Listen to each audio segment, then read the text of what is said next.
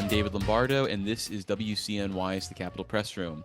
In order to address the threat of telecommunications infrastructure being disrupted by thieves looking to steal copper wires, state lawmakers approved legislation in the spring that enhances penalties for this type of theft and tries to tighten regulations on the sale of scrap metal commonly targeted.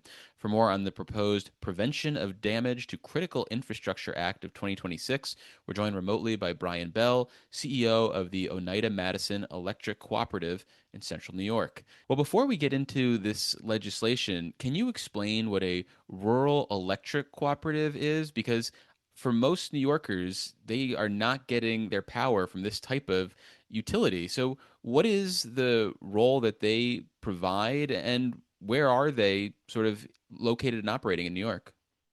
There's four rural electric cooperatives in New York State: Steuben Rural Electric Cooperative, Oneida-Madison Electric Cooperative, Otsego Electric Cooperative, and Delaware Electric Cooperative.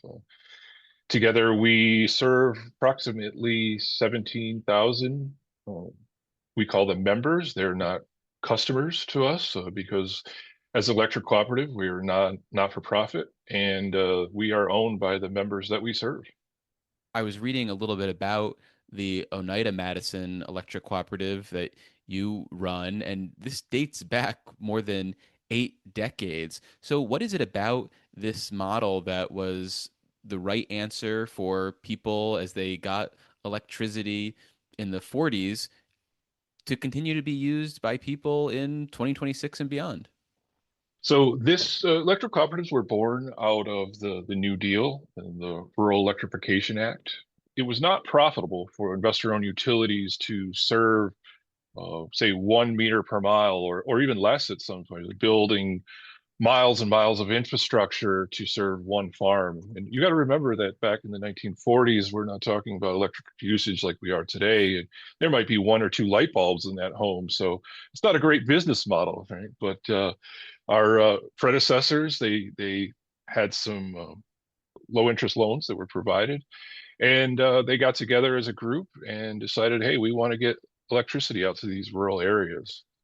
Well, I want to talk more about the cooperatives and their role in the present day and potential future. But first, thinking about this legislation, the bill memo talks about the theft of copper wiring from telecommunications infrastructure. You're a utility providing electricity. Is that type of theft something that you encounter historically? And has the problem gotten better or worse in recent years? First of all, I'd like to, say that I feel that this bill is really more focused on the safety and reliability aspect of it, and not so much the value of the copper wire itself, but more of the value that the service or the safety that that copper wire can provide to our communities.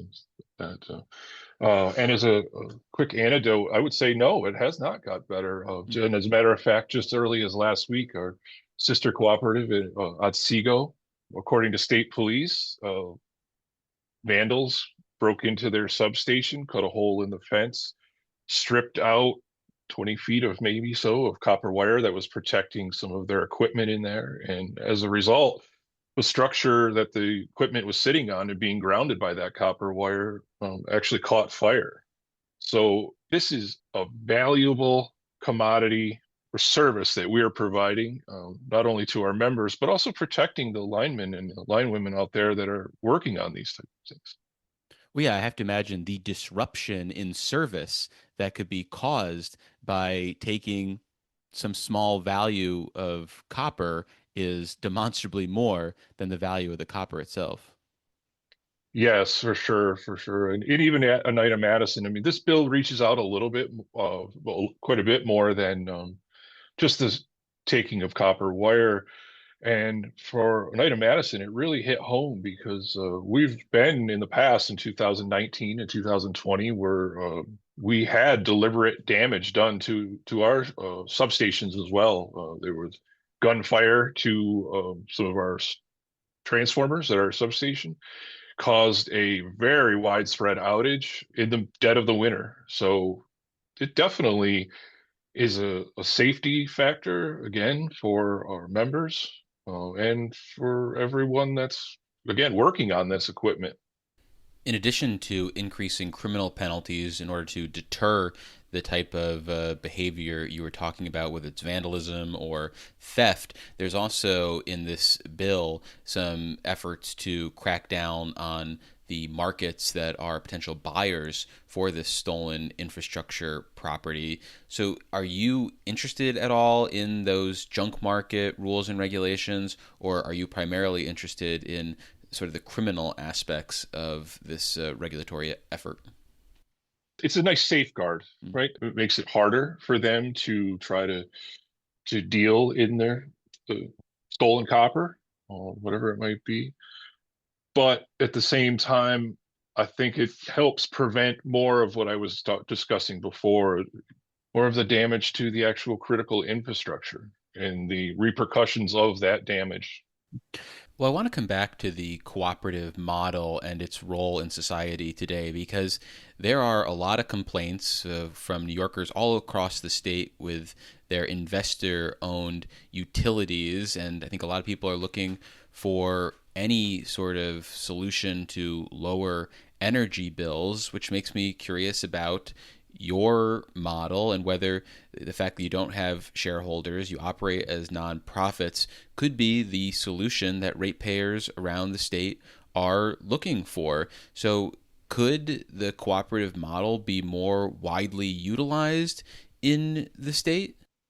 No, I mean, I personally, I've been in this industry for 26 years, and I think it's a beautiful business model. Like you mentioned before, we don't have shareholders that we need to make happy as far as profits at the end of the year. And as a matter, as you mentioned before, we are not for profit. But above and beyond that, any money that we bring in that's above and beyond our operating cost, we allocate that money back to our members in the form of capital credits. And in Oneida-Madison's case, I mean, a small electric cooperative that only serves 2,100 meters or so, to date we've returned over $4 million back to our members. So yeah, I mean, there's a great case to be made. I wish the whole state could be electric cooperatives. And what about the actual delivery of power, though? Is there anything demonstrably different between what you do and what some of the utilities who might provide power to larger customers or more dense populations do? I believe it's the same. I believe that really it's on the back end. It's the only thing different. The guys and gals that are out there, boots on the ground, that are climbing poles and fixing wires, their job is the same, regardless of whether they're working for a cooperative or a investor-owned utility. Of course, our guys and gals are better, but no, I'm just kidding. But as far as I think it comes down to then how the money is allocated again, right? So we have their job as an investor-owned utility is to make money and provide money to their shareholders. So where ours is to reinvest money into the cooperatives that our members own. So, in your geographic footprint, do you serve everyone, or do other utilities account for the power that some people in the Oneida-Madison counties get? No, we don't serve everyone. And in fact, it's quite a spider web, really. Again, remember going back to the 1940s when the electric cooperatives were built out. Investor owns were snagged up the low-hanging fruit, right? So the cities, the villages, the townships with higher density, and they left the rural farm areas out unserved. And that's where we came in, and we said, okay, we're going to start building out here and building out here. So we have collectively about approximately 300 miles of line that Oneida-Madison maintains, but it's interwoven with National Grid and NYSEG, where you might end up with a NYSEG customer on one side of the road and a Oneida-Madison customer on the other, and at the other end of the road might be National Grid, or even the municipal utilities. We have Hamilton near us and Sherrill to the north. So And as you look to the future, what sort of challenges do you see in the delivery of power to your members? Are there any major roadblocks or developments that you're concerned about on the horizon? I think we're all keeping our eye on the CLCPA. And at the same time, we're small enough to be able to keep our eyes on our members and the members be able to have open conversations with us. So we can anticipate growth, I think, easier than, say, a large utility. We're obviously concerned about the rapid influx of maybe, say, electric vehicles or heat pumps or building electrification.